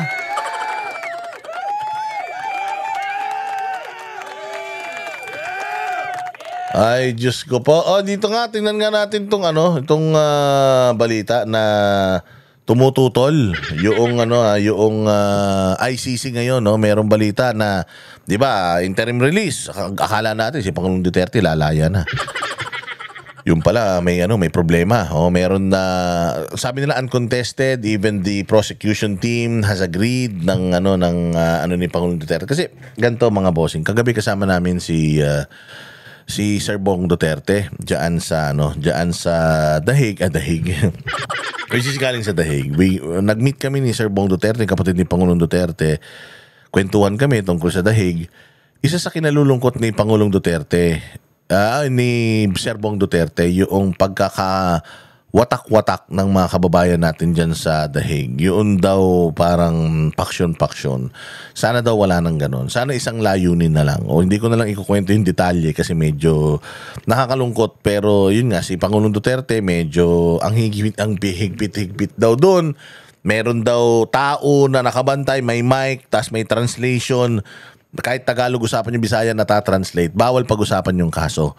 So, si Pangulong Duterte daw talaga nagtatanong, ano nangyari sa kaso ko? Ano sabi ng abogado? Pero bawal nga pag-usapan. So, ito nga, nagkaroon ng ganitong issue ngayon na supposedly interim release kasi talagang tumihina daw si Pangulong Duterte kasi tinatanong daw niya, anong ginagawa mo dito pagka katulad ngayon, 1 linggo na walang dalaw. Putangin na yan, nakakabaliw yun. Si Pangulong Duterte, sana yun ang laging may kausap. Sama na yun ng doon palagay ko kung merong bagay si Pangulong Duterte na ikahihina, yun yung hindi pakikipag-usap kasi sanay talaga si Pangulong Duterte na laging may kausap. So sabi niya, nung nagawa mo dito, meron man daw siyang TV pero wala naman daw local channel, puro channel lang sa ibang bansa. Meron daw siyang binabasa ng mga libro pero yun lang. Grabe daw talaga. Maayos naman daw, kaya lang sabi niya, hindi ko man problema yung pagkain ko dito. Ang problema ko, yun nga, sobrang lamig. Tapos, sarili ko lang. Walang tumutulong sa akin. Lahat, bawal. Lahat bawal. So, maganda nga yung tulugan ko, maganda yung kasilyas, maganda lahat. Pero, hirap talaga si Pangulong Duterte. At ang laki nga daw talaga ng pinayat ni Pangulong Duterte. So, sa nakikita ko, mas okay na i-release na siya. Besides, sabi nga hindi naman talaga siya dapat nandoon. So mas dahil nga may mga question pa sa technicality. So dapat siya ipalayain na muna. Hindi pa natin alam kung saan yung lugar na yan. Pero ang masaklap, merong ngayon. Baka matagalan na naman yan dahil may nag-object na na isang prosecutor. So pakinggan natin ng balitang ito at makibalita tayo sa The Hague. Maring tinutulan ng Office of the Prosecutor ng International Criminal Court o ICC ang kahilingan para sa pansamantalang paglaya ni dating Pangulong Rodrigo Duterte habang iniimbestigahan ang umano'y crimes against humanity kaugnay ng kanyang war on drugs. Sa isang 15 pahinang dokumento na may si ate para sabog din, drug on war. Tangin lang yan, mga mainstream media na ito. Nangyari sa inyo? Sa June 23, iginiit ng ICC prosecutors na dapat manatili si Duterte sa detention facility upang matiyak ang maayos na investigasyon at posibleng paglilitis. Git nila, nananatili ang impluensya ni Duterte sa politika at maaring gamitin ito. Ayan, tinan mo, ito lang yung nila. To ensure his appearance at trial under Article 58. Hindi ba? Yan lang. Pero ganito kasi, yung isang bansa na aampon kay Pangulong Duterte, binibigay din niya yung assurance na if needed na umattend siya, aattend siya. And itong country na to will adhere sa lahat ng mga hihilingin ng korte. Kung hilingin ng korte na ipasok siya sa kulungan, this country will deliver him sa kulungan. If this itong country, itong na to, ICC will say ganito, ganyan, susundin nyo ng host country. So hindi magiging problema yung appearance sa trial. Mr. Duterte does not accept the legitimacy of legal proceedings against him. Basta yun. Nangangako yung bansa na ito na whatever yung rules na ibibigay, ibababa ng ICC, susundin nila. So, ano lang to, mere delaying tactics lang ito. Pero naano lang din sila dyan, na kuryente lang din sila dyan. Kasi nga, siguro may nagreklamo na, ba't unopposed? Ba't kayo pumayag? Kaya ngayon, kunyari hindi sila nag-oppose. Pero, matagal na ito bago sila nag-oppose. Ilang linggo nang pinag-uusapan bago sila nag-oppose. So meaning, nasa ICC nasa ICC leadership na yan kung ibibigay nila o hindi. The likelihood is maibigay agad-agad kasi immediate interim release. Pero kung may mga ganitong motion, magbibilang na naman tayo ng ilang saglit. Pero I'm pretty sure mapapalaya si Pangulong Duterte. At least, kasi tinanong nga natin ano ba interim release? Para ba siyang sa detention na bawal pa rin? Immediate family pa din ang makakabisita sa kanya? Hindi ba siya makakalabas? Kasi dyan, sobrang higpit nga daw talaga dyan sa my detention facility. Sabi, pagka naka-interim release, para ka nang nakalaya talaga. So, lahat na pwede mong gawin. Pwede ka lumabas ng bahay, mag-jogging, kung ano man. Kaya lang, hindi ka pwedeng umalis ng bansa na yun. Kung gano'n ang usapan, okay na yun. Kasi at least si Pangulong Duterte mabibisita kasi dyan sa ICC, ang makakabisita lang immediate family. Kahit si Bingbong, si Mijaldea, hindi na siya pinayagan na makapasok sa loob Kahit na dati naman siyang legal counsel, hindi na siya pinayagan. Basta immediate family lang. Mga apo, mga pamangkin, bawal. Ano lang talaga, anak, asawa, apo. Yun lang. Kapatid. Aside from them, wala na. So kung siya ay mapupunta sa isang lugar, at least makakausap niya yung mga gusto niya makausap, makakabisita yung gusto niya makabisita, makakakwentuhan siya. So yun lang naman ang importante. Diba? Okay na yun. One step at a time. Papunta pa naman si Donald Trump sa The Hague, hindi ba? So dahil dyan sa NATO, pupunta rin si Bongbong. Malay mo, ipalit na si Bongbong dyan sa loob, mas maganda. Para makialam sa kaso o takutin ng mga saksi, kaya't walang sapat na dahilan para sa kanyang interim release. Samantalang hirap na yung takutin yung mga saksi kasi ang sinasabi nito mga bobong mga dilawang tae tsaka mga kaliwa, yung 30,000 daw na biktima niya baka takutin niya. Gago, di kayo kasali sa kaso. Tangina nyo, 43 lang yung nandiyan dyan. Noon pang mayor siya ng Davao, karamihan. So, negative na matatakot niya yung mga yun. Una sa lahat, baka wala na yung mga yun dyan. Kinumpirma ni Vice President Sara Duterte na may isang bansa umanong handang tumanggap sa dating Pangulo. Subalit hindi ito pinangalanan dahil sa confidentiality ng dokumento. If you can read through the redacted portions, you can see that there are two countries that was named. Two countries. Nasabi nga na baka isa Australia, baka Japan, pero hindi natin alam. Para sa akin lang, pinakamagandang klima, yung Australia. Pero malamig din dyan, mahaba din taglamig dyan. Pero ang kalaban kasi ni Pangulong Duterte lamig. So baka yun yung i-consider nila. Tsaka i-consider din nila siyempre yung layo sa korte. Kung halimbawa ICC, nasa The Netherlands dyan, baka yung mga bansang malapit lang din sa Netherlands yung paglalagyan sa kanya. Baka hindi naman masyado malayo kasi kung kakailanganin siya sa korte, sa edad niya, di ba? Mahirap na magbiyahe sa 80 years old, 80 plus na. Kung kailangan, katulad ng September, meron ng hearing. Makalabas siya before September, kailangan sa September, makaharap siya doon sa hearing, di ba? There, and one of the countries committed to helping or to receiving and accepting former President Rodrigo Duterte. Unfortunately, sir, I cannot talk about the contents of that petition. Only the lawyers of President Duterte can talk about the request for interim release because some portions of that, particularly those items that were... They know it already. They know where papunta si Pangulo. Pero hindi lang nila pwedeng i-disclose dahil mahirap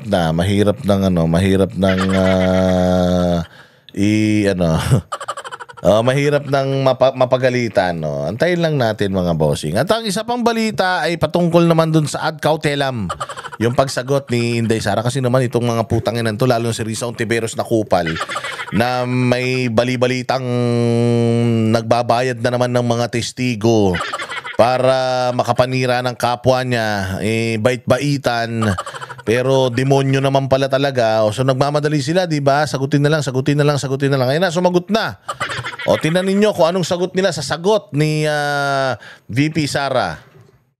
Tanggap ng kopya ng sagot ni Vice President Sara Duterte sa writ of summons ng Senate Impeachment Court ang House of Representatives ilang minuto bago mag-alas 4 ng hapon ng Lunes, June 23. Sa nasabing dokumento, pinadidismiss ng kampo ni VP Sara sa Impeachment Court ang impeachment complaint dahil paglabag umano ito sa 1-year bar ng saligang... Di ba? Ganda. Kasi may summon, okay? And then sa summon, nandoon yung articles of impeachment. Tapos nandoon na yung mga yung mga tawag diyan, yung mga reklamo sa kanya. Anong sagot ni Inday Sara? Sinagot ni Inday Sara yung demanda sa kanya by means of dismiss yan due to technicalities. Ito yung mga nilabag nyo, bong. Kayo pinupulitan kanyo lang ako. Ngayon nagagalit sila. Sabi nila, hoy! Ba't hindi naman sinagot yung mga akusasyon sa kanya? Ba't hindi na lang kasi sagutin? Bakit pinadidismiss? O iniiwasan, gago. Hindi iniiwasan ni Inday Sara. Yung karapatan niya na lahat ng legal remedies magamit niya para hindi na siya mapagod ipagtanggol yung sarili niya. Besides, kayo lang naman ang maingay na inilalabas ninyo kung ano yung articles of impeachment, yung inyong mga pinangahawakang ebidensya kay VP Sara. Ganito katalino yung team ni VP Sara. Hindi nila hahayaan na malaman ng kalaban kung papaano nila sasagutin yung mga paratang sa kanila. Gigil na gigil ang Kongreso kasi nung nakita nila yung sagot, technical at saka pinadidismiss yung kaso dahil sa illegal na ginawa ng mga congressman. Hindi daw sinagot ni Inday yung mga paratang sa kanya doon. Kaya nga may impeachment court eh. Tanga-tanga ba kayo? Kumbaga, sinasabi nyo, ninakaw ni VP Sara yung 20 pesos ibinigay kay Boss Dada. Gusto nyo sumagot si VP Sara na hindi totoo yan kasi hindi ko kilala si Boss Dada. Gusto nyo siya sumagot ng ganun? Hindi. Sasagot si VP Sara sa lahat ng paratang nyo, punto per punto, sa proper forum. Ano yun? Impeachment court. Kaya nga siya merong defense, meron kayong prosecution, maglalabasan kayo ng ebidensya. Maglalabas sila ng kontra-ebidensya. Diba? Maglalaban yun. O ngayon, kung ipapaalam na ng mga abogado ni Inday Sara kung ano ang rebuttals ninyo doon sa mga bintang nila, di putang ina, alam nyo na kung paano nyo aatakihin yung kliyente nila. Tama? Pero ngayon, dahil blanco kayo, hindi nyo alam kung anong sagot ni VP Sara sa mga bintang ninyo, pagdating ng impeachment, nilatag nyo yung inyong ebidensya, biglang masasagot ni VP Sara yung ebidensya nyo dahil alam na nila kung paano kayo didepensahan kasi lahat pinipreskon nyo eh. Lahat ng ebidensya na hawak nyo kay VP Sara, pinipreskon nyo eh. So ngayon, alam na nila kung paano kayo ika-counter. Ngayon, sasabihin ba nila sa inyo yung gameplay nila? Hindi. Pagdating natin sa impeachment court, ipinakita mo yan, tatapatan ko yan. Ngayon, wala kayong panlaban doon sa itinapat nila. Bakit? Kasi hindi nyo alam kung ano yung meron silang hawak na ebidensya din. Kaya gigil na gigil yung mga congressman. Akala nila malalaman nila yung laman ng utak ng defense team. No. Oo, yung sagot namin sa inyong demanda ay kabulastugan. O kung halimbawa hindi ayaw nyo na sagutin itong tanong namin, o di itong aming sagot sa inyo ayaw nyo nang sagutin, o di goods, magkita-kita tayo sa korte. Pagdating natin sa korte, lahat ng ebidensya nyo na binanggit ninyo sa inyong mga press con, sa inyong mga affidavit, sa inyong demanda, sasagutin ng team ni BP Sara. Ang problema, mahihirapan kayo mag-counter. Why? Kasi nga, ngayon nyo lang maririnig kung ano yung sagot doon sa specific na mga tanong ninyo.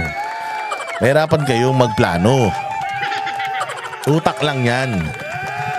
Utak lang yan mga bossing. Kung ako, parang basketball lang yan. Kung meron akong play na ina-assign, na dinidesign, putangin lang yan. Alam nga na may ipaalam ko sa'yo, di pag nalaman mo yung play ko, di na-stop mo. Natapalan mo yung tira, di ba? Bobo pala kayo eh.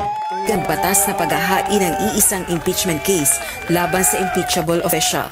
Ayon kay Attorney Princess Abante, spokesperson ng Kamara, delivered ang dokumento sa Kamara ng isang mensahero mula sa Fortune, Narvasa and Salazar Law Firm, ang bumubuo sa defense team ni VP Sara para sa impeachment trial.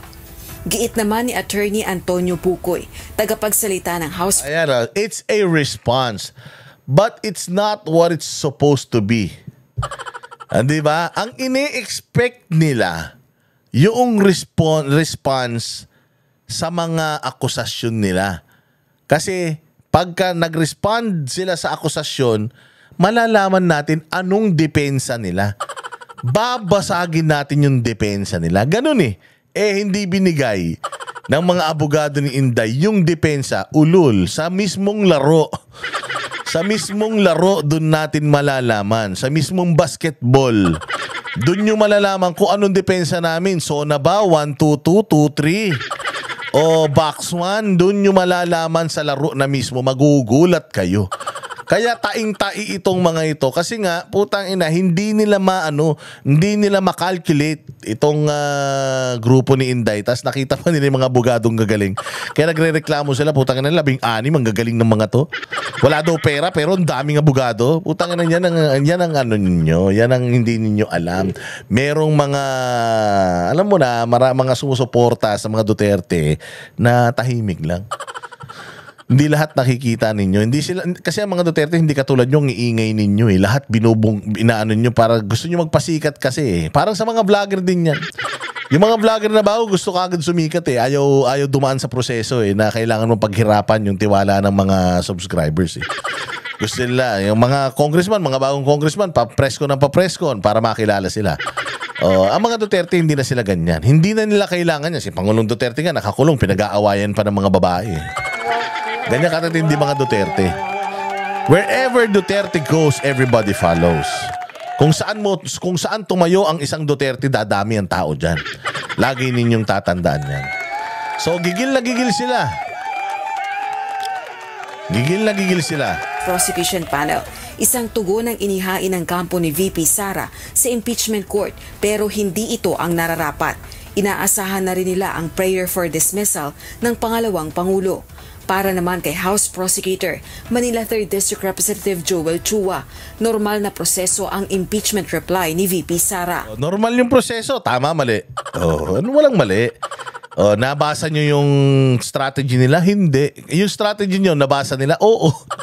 Basang-basa nila yung strategy nyo. Tangina, meron na kayong spokesperson, salita pa kayo salita eh. Yun naman po yung normal process dahil binibigyan sila ng non-extendable period of 10 days to file their answer at kami naman ay bibigyan ng non-extendable period of 5 days to submit our reply. Pero ayon kay Iloilo 3rd District Representative... So nasa kanila daw, magre-reply sila o hindi. Wala mang di na mag-reply yan. Wala na yan. See you in court. Ang maganda pa nito, mga bossing. Ito pa maganda ha. Ito pa maganda. Alam mo kung ano yung sagot nila ni Inday, di ba? Dismissal. Dismissal yung sagot ni Inday. Magkaaway ang Senate at Congress ngayon. O papaano kung magdesisyon, magbotohan ulit? O sabi ni Inday, dismissal. May motion to dismiss. O who will vote for the dismissal? Boom, 18 na naman. 5 na naman yung wala. Nga. O di ba di tapos? Dismiss, putang ina niyan. Wala nang hearing. Wala nang hearing. No, hindi pa siya pwedeng hindi na pwedeng isang pa yung parehas na kaso na yan. Double jeopardy na yan. Hindi, pag impeachment yata pwede. Ewan ko. Pero ang galing ng natin. Ang galing ng vice presidente natin. Pero sige, good vibes na tayo. Dito naman tayo sa meron akong video dito na pinrepare. Itong video na pinrepare ko. Itong video na pinrepare ko ay ano bang nito, pamagat nito. Oo. Tungkol kay Claire Castro.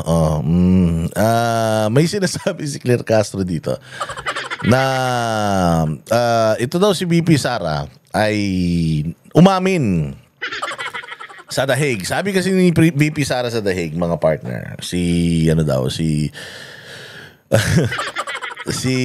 na yung ekonomiya daw natin bagsak, mas lalo pang humihirap yung mga Pilipino. All on paper lang daw. Sa papel lang malakas ang Pilipinas.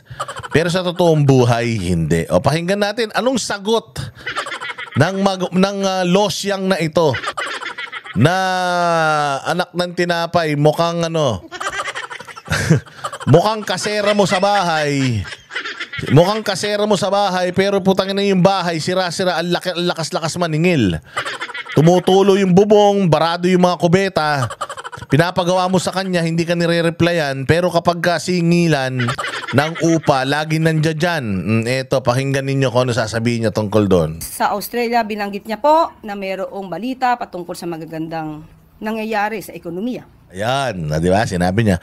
Sabi nila, may magaganda raw nangyayari sa ekonomiya. Mataas daw ang maganda raw ang credit scores natin, nag-improve.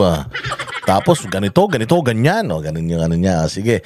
So, meron daw mga gandang tapos sinabi rin ni Inday Sara na that's all on paper. If you go to the streets and ask people, they will not agree that we are doing good.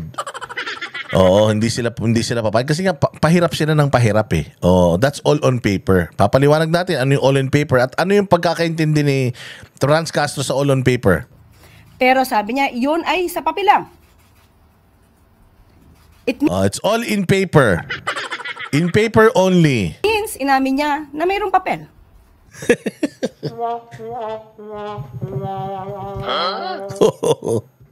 Oo, totoo. Putang ina. Mapapahaka talaga, ha? At least inamin niya na may papel. Putang ina niyan. Boba talaga. May resibo. May patunay na maganda at gumaganda ang ekonomiya. Tang ina to, boba talaga. Ipapaliwanag ka natin ilagay natin sa lengguaheng maiintindihan natin kasi bobo talaga to. Hindi ko maintindihan. Sabi nga nila ang mga lawyers dapat magaling na mga utak niyan, magaling sa comprehension, ang pagkakaintindi. Ang sabi ni VP Sara, sinasabi ng gobyerno maganda ekonomiya. Pero sa katotohanan, hindi naman talaga maganda yung nangyayari sa bayan natin. It's all on paper, sabi niya. It's all in paper. It's all in paper, sa papel, malakas. 76%, 45% ang nagsasabi ng mga Pilipino, bla bla bla. Ganon. Pero sa katotohanan, if you really look at the situation of the Filipinos, bagsak talaga tayo. Sa basketball, pag pinagkampi mo si Michael Jordan, si Kobe Bryant, si Tracy McGrady, si Allen Iverson, si Stephen Curry, lahat ng magagaling na point guard, pagkampi-kampihin mo ng history ng Pilipinas. Lahat na maisip mong pinakamagagaling na mga shooting guard at point guard, pagkampi-kampihin mo. Tapos palaruin mo yun sa isang team na sakto lang, kompleto sila mula point guard hanggang center. Sinong mananalo? Malakas sa papel ito. Mantakin mo, nandun na si Lebron, nandun pa si Kobe, nandun pa si Michael Jordan. Ang lakas sa papel. Pero, pagtingin mo sa basketball, laro na mismo, hindi sila nananalo. Bakit? Hindi sila epektibo. Puro sila point guard. Kompleto itong team na to. Walang katapat yung pinakamalaki. O hindi sila nagpapasahan dahil lahat sila super galing. Alam mo yung ibig ko sabihin, malakas lang sa papel, pag tiningnan mo yung papel, boom, oh shit. Ang lalakas ng lineup, pero pag tingin mo sa laro, nangangamote sila. Kasi nga, puro sila pangalan, puro sila datos, puro sila status, puro sila records, pero yung mismong laro na, palpak na sila. Ganun yung ibig sabihin. Claire Castro, ang bobo-bobo mo naman. Ang ibig sabihin ni Inday Sara, marami kayong numerong ipinakikita, pero iba ang resulta. Pag tinanong mo ang mga nasa ibaba, hindi nila nararamdaman yung sinasabi nyong paglago ng ekonomiya. Katulad niyan, sinabi nyo lumalago ang ekonomiya natin pero dinibang kayo ng World Bank. Sinabi ng World Bank na ang Pilipinas pabagsak. Sinungaling kasi kayo. Willing kang magpakabobo, willing kang magpakatanga. Kaya nga sabi ko, ano kayang itsura nung Malacanang press corps habang sinasabi niya na ito na at least umamin siya na may papel, may resibo. Tanga! Umaamin kami na meron talaga kayong magandang sinasabi. Pero aminin nyo din na sa kabila ng magandang record na sinasabi ninyo, palpak tayo. Na maraming gutom na Pilipino, maraming mahirap na Pilipino, maraming jobless. Pinagsasasabi nitong inutil na ito. Hindi ito chismis. Hindi ito paninira lamang dahil may papel siyang inamin. Hindi ba niya po nakikita ang dulot na naibibigay, tulong ng Buka Centers, ang paglaki ng PhilHealth coverage? Paglaki ng PhilHealth, gago, paglaki ng ninanakaw nyo sa PhilHealth. Tanginan nyo, hindi nyo pa nga nai-implement, pinagmamalaki nyo na. Ang murang bigas? Murang bigas? Puki ng ina nyo, nagbenta lang kayo ng ilang kilo, nagmura na bigas? Ha? Murang bigas, Claire Castro, putang ina nyo, hindi nyo nga yan ma-implement sa buong Pilipinas. Pina-implement nyo lang isang araw sa Cebu. Tapos puta mura na bigas? Tarantada ka? Pumunta ka sa Q-Mart, punta ka sa Murphy Market. Ang ina ka, makahanap kang 20 pesos na kilo ng bigas dyan, bigyan kita ng isang kaban. Ang 3+1 promo ng LRT MRT. Okay nang ina niyan, yan ang pinagmamalaki mo. 3+1 promo sa MRT, gago. Putangin na mo, kasinong gustong sumakay ng MRT na nagugutom na Pilipino? Kahit libre pa yung buong Pilipinas dyan sa MRT, putang ina ka, kung wala kaming pupuntahan sa Baclaran, hindi kami sasakay sa hayop na LRT na yan. Pinagmamalaki mo yung 3+1 ng MRT, 1+3. Tangin naman, taki mo 3+1, tatlo yung bibili, isa yung malilibre, pukin ng ina ka. Yan ang pinakamagandang legacy ni Bongbong. Hayop naman kung ganyan lang naman pala. Walang hiya talaga to si Claire Castro, walang utak talaga. Yan na yung pinagmamalaki mo, walang tulay, walang ospital, walang paaralan na bagong ginawa. Walang ganon, walang ganyan. Putang ina, pinagmamalaki mo yung PhilHealth coverage. Puta, hindi pa kayo naghuhulog ang mga Pilipino sa PhilHealth. Buong Pilipinas naghuhulog sa PhilHealth. Ninanakaw nyo nga yung pera eh. Tapos ano yung murang bigas? Walang murang bigas. Sa mga kadiwa, putang ina niyan, pagkapunta mo rin sa kadiwa, 5 kilo lang yata yung binibentang 20 kilos. Tapos 5 piraso lang, tapos wala na sa susunod na taon na ulit. Tapos ito 3+1 promo sa MRT, gago ka. Kung ako hindi pa kumakain, gusto mo sumakay ako ng MRT para maramdaman ko lang yung yung programa ninyo. Gago, nung kay Pangulong Duterte, libre yan. Libre ang mga estudyante nung panahon ni Pangulong Duterte. Tinigil nyo. Libre ang mga estudyante sa carousel. Tinigil nyo. Tapos ngayon, putang ina, pinagmamalaki mo yung 3+1 promo ng LRT. Yun na yun. Claire, yun na yun. Wala na kayong ibang may pagmamalaki. Like, number 1 na tayo sa tourism, Sa crime rate, number 1 na tayo sa pinaka-safe sa buong mundo. Yung airport natin, number 2 na. Oo, yung mga taxi natin hindi na nangungontrata, wala nang drug addict sa Pilipinas, drug-free na ang 90% ng lahat ng mga barangay natin sa buong Pilipinas. Na yung napatigil natin ng gera sa Israel at Iran, walang mga ganyan, walang ganoon. So, ito pinagmamalaki mo sa amin 3-in-1 plus 1. Anak ng tokwa, oh. Party? Ang fuel subsidies na ibibigay? Fuel subsidies na ibibigay, pukin ng ina, ibibigay. Ibig sabihin, hindi nyo pa ibinibigay, pinagmamalaki mo na. Ha, Claire Castro? Ayop ka. Sa sobrang bobo ni Bongbong at walang ginagawa sa bayang Pilipinas, putang ina, pati yung hindi niya pa nagagawa, pinagmamalaki mo na. Anak ng toko talaga tong ano na to, mag-amo na to. At marami pang iba. At marami pang iba, gago, wala na. Kung marami pang iba pinagsasasabi mo. So, ganun lang kababaw ang tingin talaga nitong administrasyon sa mga Pilipino. Ganun kabobo si Claire Castro na kahit na wala naman talaga siyang dapat ipagmalaki, ipagmamalaki niya pa rin. O, pakinggan niyo pa tong isa. May kasabihan nga tayo, ang hindi marunong tumingin sa pinanggalingan, hindi talaga malalaman ang katotohanan. Anak ng putya. Buta ka, simple-simpleng kasabihan eh. Binago mo pa, pantanga pa. Hindi lilingon sa pinanggalingan, hindi malalaman ang katotohanan. Tanga, pag di lumingon sa pinanggalingan, hindi makakarating sa paroroonan. Ganun yun. Tangin na to, bobo. Mag-aral ka nga sa akin ng pambuburaot. Tutsangin na, para sigurado ako na mas maburaot mo kami ng successful. O, ano pa yon?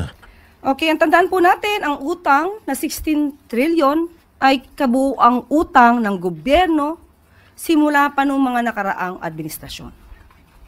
At tatandaan din po natin ng ang administrasyon ni dating Pangulong Duterte ang naitalang may pinakamataas na naging utang. Okay. Utang ina ka. Ganito po yan. Utang ng buong Pilipinas, utang ni Duterte. Actually, yung inutang ng lahat ng mga presidente sa buong Pilipinas, sa loob ng 6 na taon, inutang lang ni Bongbong Marcos ng 3 taon. Imaginin mo, ganyan nakalaki ang utang natin sa world, sa buong mundo. Samantalang 3 taon pa lang yung amo mo. Nung panahon ni Pangulong Duterte, ma'am, umutang po talaga ng malaki. Bakit? Kasi may pandemic. Nung pandemic po, putang ina mo, pati yung mukha mo, pinaturukan mo na yata ng mga dembakya. Ay, hindi. Yung mga, yung mga anti-COVID. Okay? Bukod doon, ang dami rin pong mga anti-pneumonia na mga bakuna. Okay? Noong mga panahon na yan, sarado po ang buong mundo. At hindi tayo, at walang nagbebenta ng mga ng mga bakuna. Nakapag-produce ang Pilipinas ng libreng bakuna. First shot, second shot, third shot. Libre po para sa buong Pilipinas. Wala tayong binayaran. Ang laki ng binayaran ng gobyerno natin sa ospital.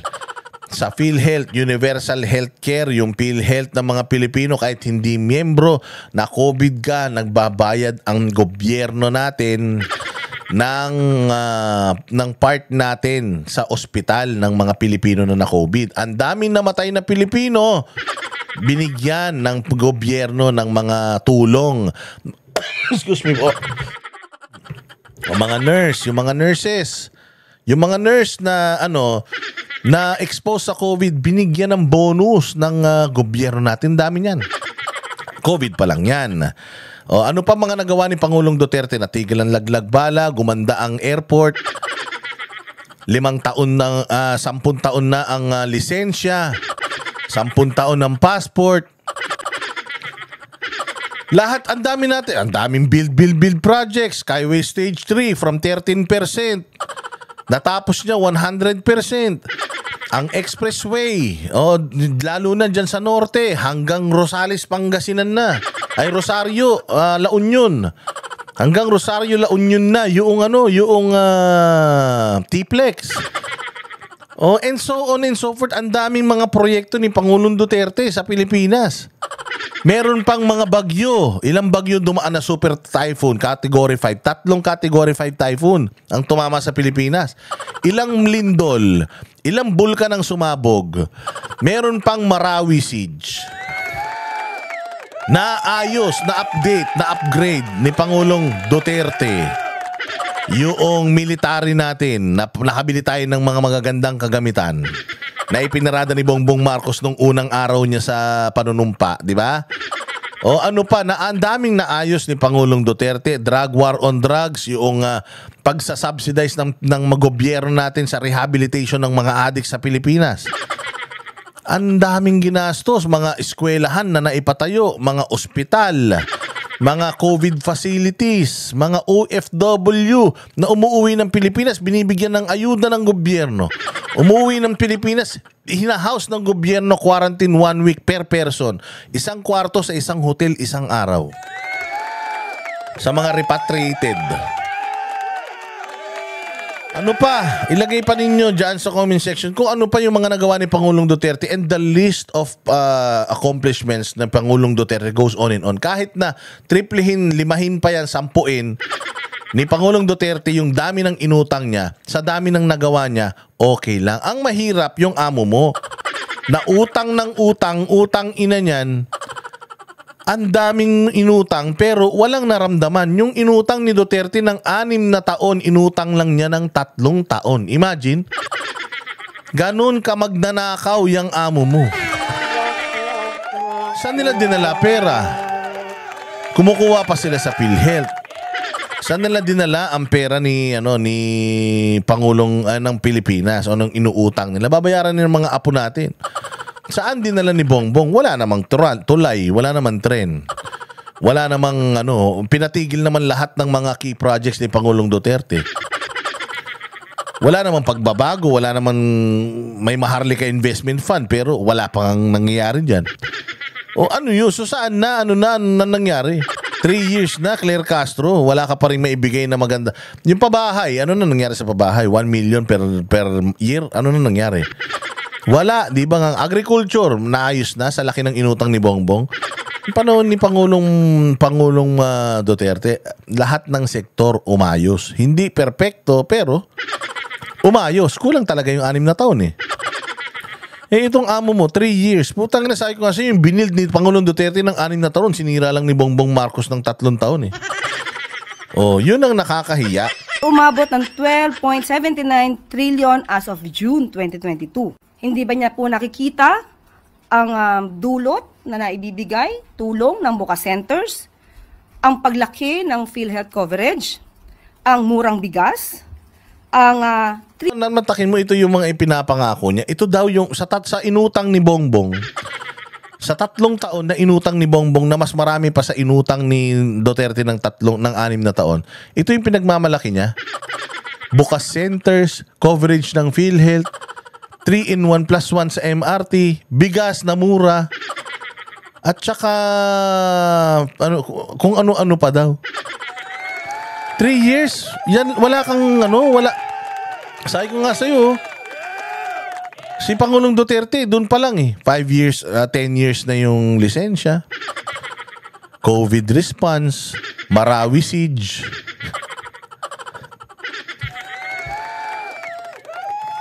Disaster response. Wala nang laglag bala, build project. Universal healthcare law, libre na yung tuition fee ng mga estudyante. O yan, diyan napunta si Bongbong 3-in-1 plus 1. Putang ina niyan. Claire, wala kang alam na ginagawa ni Bongbong sa Pilipinas? Kailangan mo bang ipagmalaki yung pagkasumakay kayong 3, may libre kayong 1 kasama sa LRT? Sana kung ganda-ganda ng train natin, sana kung yung train natin parang roller coaster yan sa Enchanted Kingdom. Hindi. Nang tinapay ka, yun na yun, accomplishment na sa inyo. Alak ng putokwa. T+1 Ibang klase. Ay, nako. Anyways, so yan ang ating mga napiling reaksyonan ngayong araw na ito. Maraming salamat mga bossing sa inyong panunood. Mabuhay kayo. God bless us all and God bless the Philippines. Konti na lang, 3 years na lang, mawawala na itong mga hinayupak na to sa bayan. Baka sakali, umalwan. Sabi ko nga sira ang Pilipinas pag iniwanan ng mga ito. Oo, for the next 3 years, warak ang Pilipinas, kawawa yung susunod na presidente. Kung sino man yung susunod na presidente, kailangan ng tulong ng bawat isang Pilipino para ma-rebuild ulit natin yung Pilipinas na sinisira ng mga buwaka ng inanto. Salamat po, mabuhay kayo. Kita-kita tayo ulit sa susunod na vlog. Kami ang boses ng masa, hindi natatakot. Katotohanan lang, di kami nalulunod. Walang bahid ng sismis, lahat ay totoo. Kahit sino ka pa, pag mali ka babanatan ka. Walang pinipili kulay, wala kaming kinikilingan. Basta para sa bayan, kami lalaban. Pagdama palakpakan, pag mali banatan. Di matitinag, di matatakot, para sa bayan tuloy ang sigaw. Sa harap ng kamera, walang halong takot. Mga baluktot, lahat kayo'y tuto.